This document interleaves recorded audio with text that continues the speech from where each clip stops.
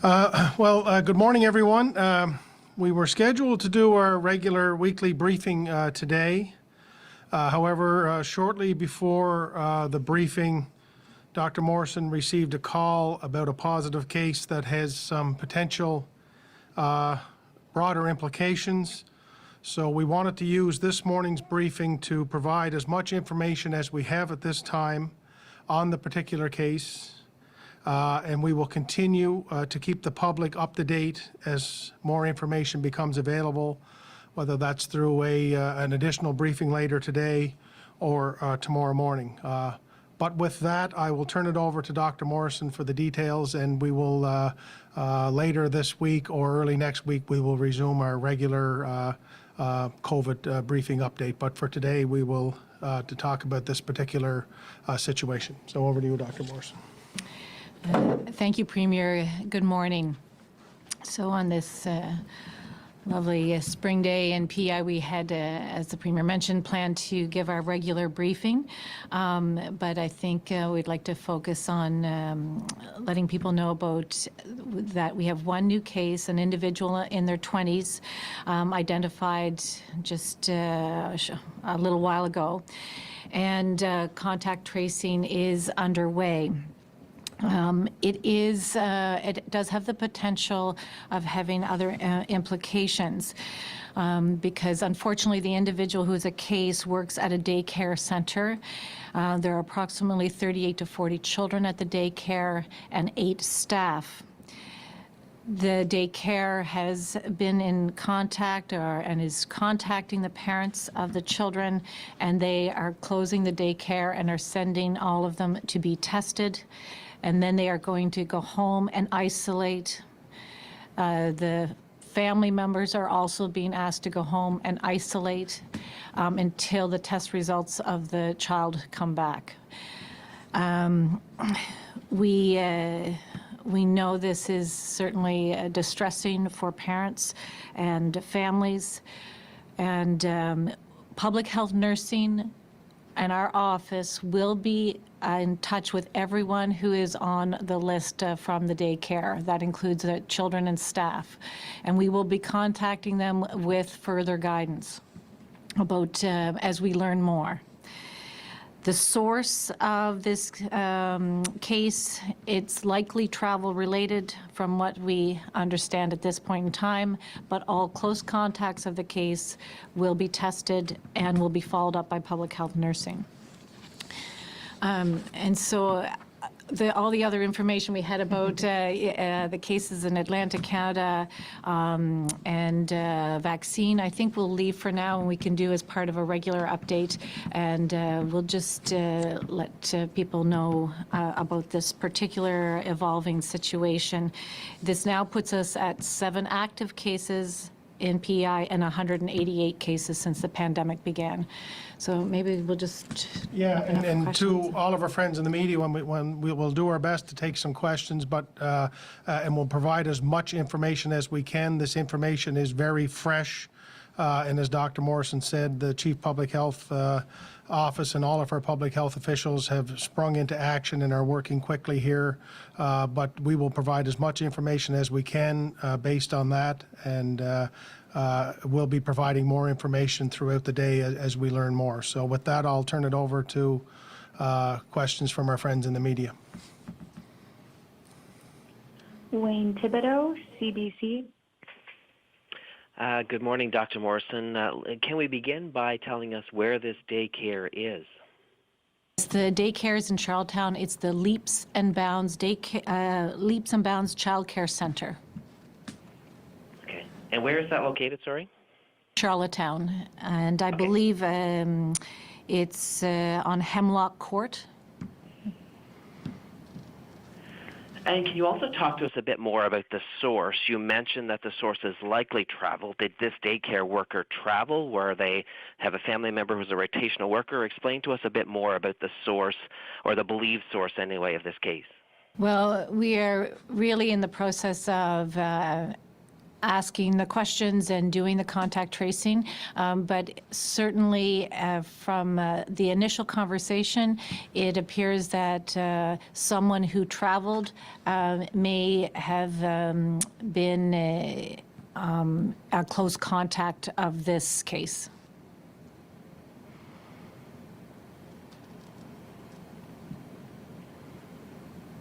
Okay, thank you very much. And okay, thank you very much for your time. Thank you. Dave Stewart, The Guardian. Good afternoon to you both. I guess, we're sort of pivoting on this information, wondering, is it too early to say, this could result in any new measures? Hi, Dave. I think it's really too early at this point to say. I think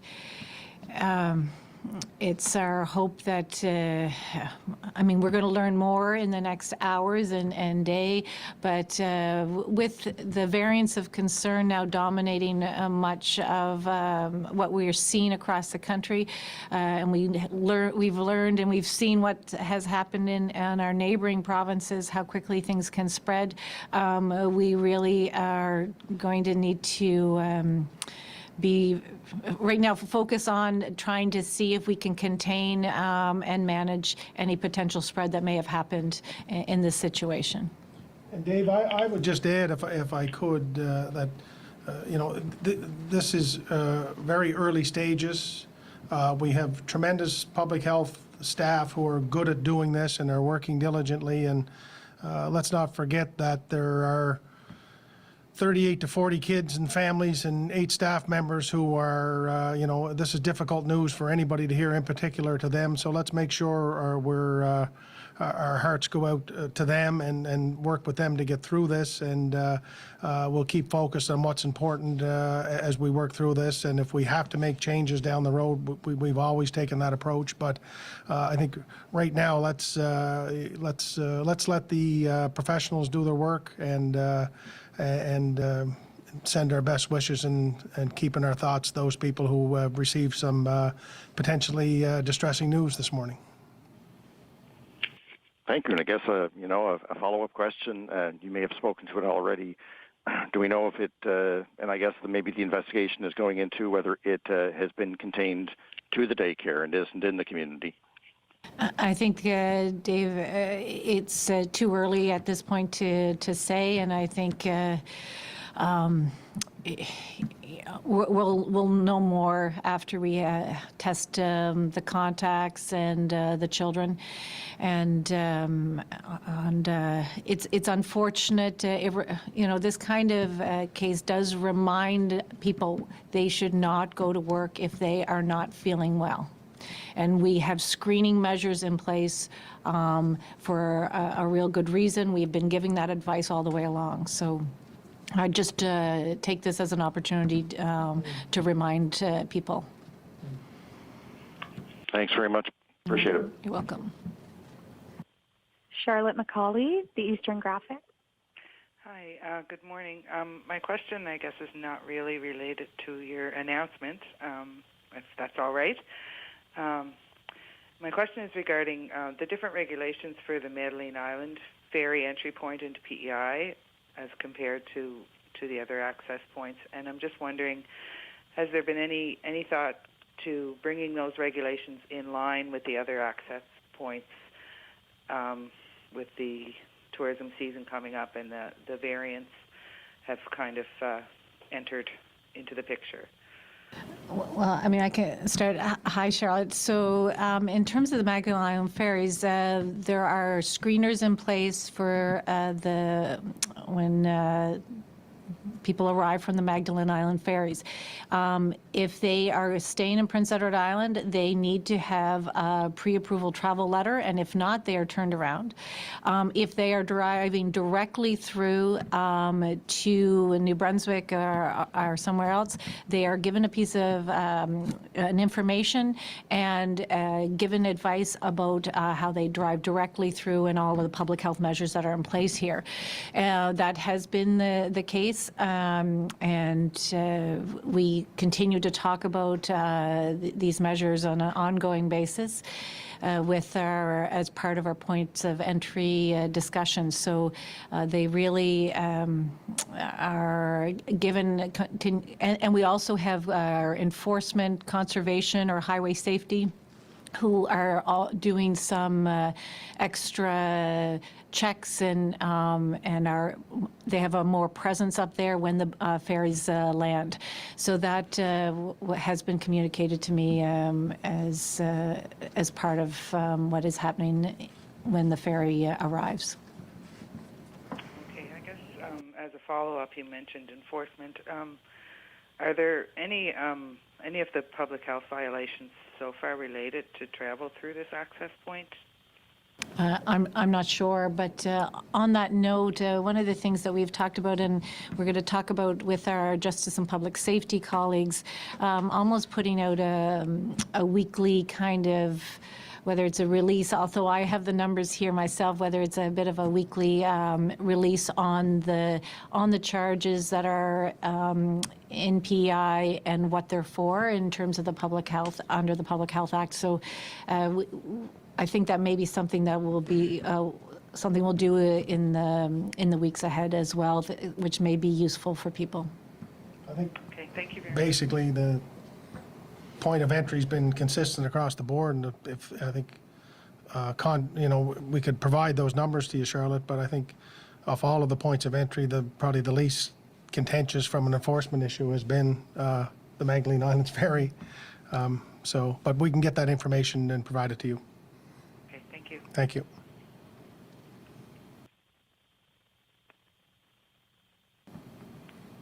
Carrie Campbell, CBC. Hi, good afternoon. I just wondered, going back to these kids and their families, first of all, could you just clarify, so who's being told to isolate and what are the conditions for coming out of that? And just kind of generally, what are these children and their families being told to do right now? Hi, Carrie. So literally the list of children and staff of the daycare are just arriving in the office. We were in touch with the daycare, and they were telling their parents, wanting to reach out to the parents directly and advise them to come and get their children and also be tested. And so and go home and isolate, and also household members go home and isolate until public health nursing gets a chance, and our office gets a chance to talk to them. And so partly what we're going to be looking at is, is there cohorting within the daycare? Is there mixing between different age groups? And some of that may determine who's close contact and who is not. So that is part of contact tracing that we'll be doing. But at this point in time, as so early on in the investigation, because it's always about risk assessment, but we are wanting to err on the side of caution, get everyone home, keep them isolated until we get the negative tests back on the children and on the staff, and we will be then asking the questions and giving each of these families the advice. Anyone who needs to be contacted, or anyone that will need to be tested or require isolation or further health direction, will be contacted by public health.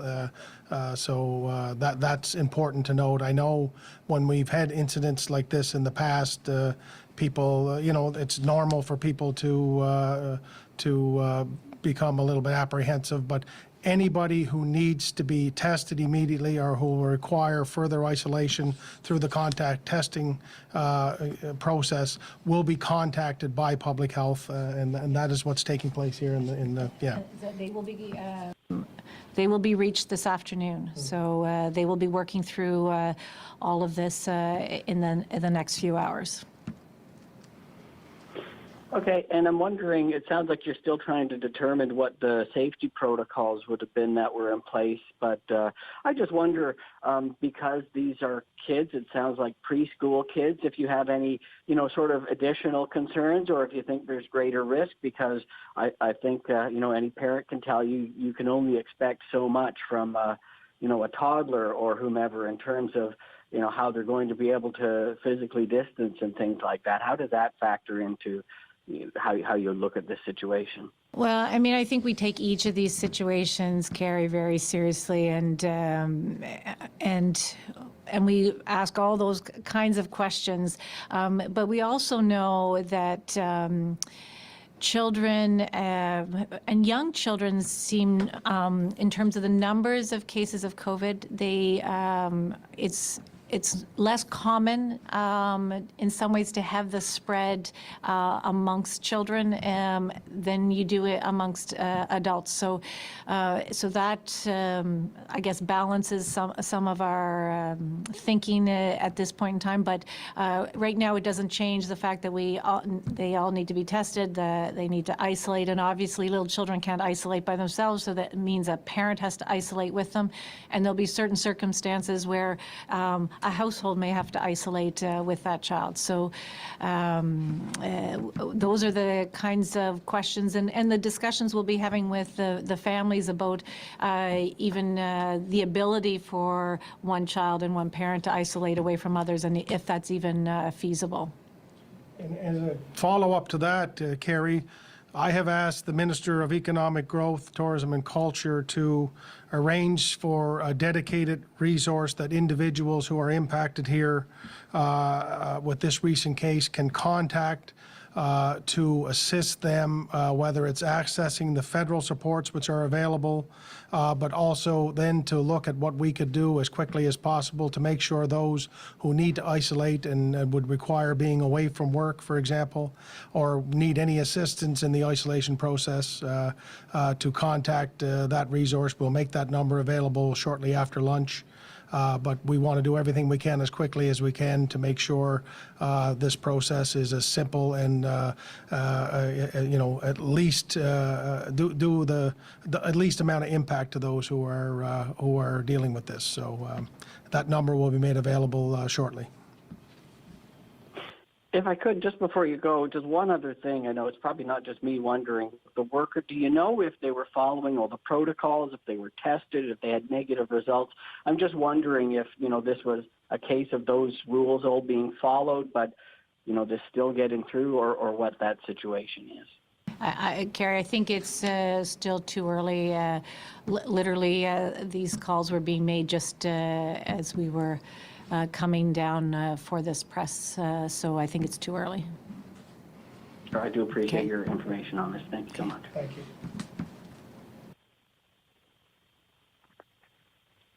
Marie-Ève, Radio-Canada. Oui, bonjour. En fait, j'aimerais savoir, vous avez parlé là, tantôt que ça c'était likely travel related. J'aimerais avoir votre confirmation en français là, que l'enquête est toujours en cours pour savoir comment ce cas-là est arrivé à l'île du Prince-Édouard ou si c'est confirmé que c'est en lien avec le voyage. Bonjour. Alors, c'est vraiment tôt dans l'investigation et de santé publique, mais ça a l'air comme il y avait quelqu'un qui a voyagé hors de les provinces atlantiques qui était un contact proche de ce nouveau cas. Merci. J'aurais aussi une relance. Si vous pouviez répéter en français exactement qu'est-ce qui va être demandé cet après-midi aux enfants et aux familles des enfants qui doivent s'isoler et se faire dépister, s'il vous plaît. Alors, on demande aux enfants et les familles de vraiment retourner chez eux pour isoler. Et on demande aux enfants et les personnes les travailleurs, qui travaillent au Child Care Center d'être testés. C'est pas tout le monde d'être testé. On commence avec les personnes, les enfants qui sont là, et puis les personnes qui travaillent là-bas. Et puis après ça, les infirmières sur mon équipe et avec Santé publique, on va avoir plus de discussions avec les familles pour déterminer qui doit isoler pour un plus grand bout de temps et s'il peut isoler juste comme maman et enfant ou si c'est toute la famille. Et ça, des fois, va dépendre vraiment où ils habitent, les détails comme ça. Et dernière petite question par rapport à ça, est-ce que les infirmières de la santé publique vont appeler les gens et discuter un à un avec ces familles-là? On va avoir les infirmières cet après-midi qui vont appeler les 38 à 40 enfants, plus en addition les personnes qui travaillent là-bas et puis les autres contacts proches. Alors, on vient de recevoir la liste des enfants et les familles et on sont en train de commencer à faire les appels. Alors, ça va être cet après-midi, on va essayer de contacter toutes les personnes sur la liste. Merci. So I think that brings to an end. I would just add at the end, if I could, that we recognize that this isn't the news that we like to hear, but we've been through difficult times before. As Dr. Morrison and I talked about before we came here, we have the best, most professional staff at work. They're acting quickly. We will learn more in the hours ahead, and we will share that with Islanders as we learn it. And as we do, if we need to come back later today, we will do that. But until then, stay safe and keep everyone in your thoughts. Thank you very much. Thank you.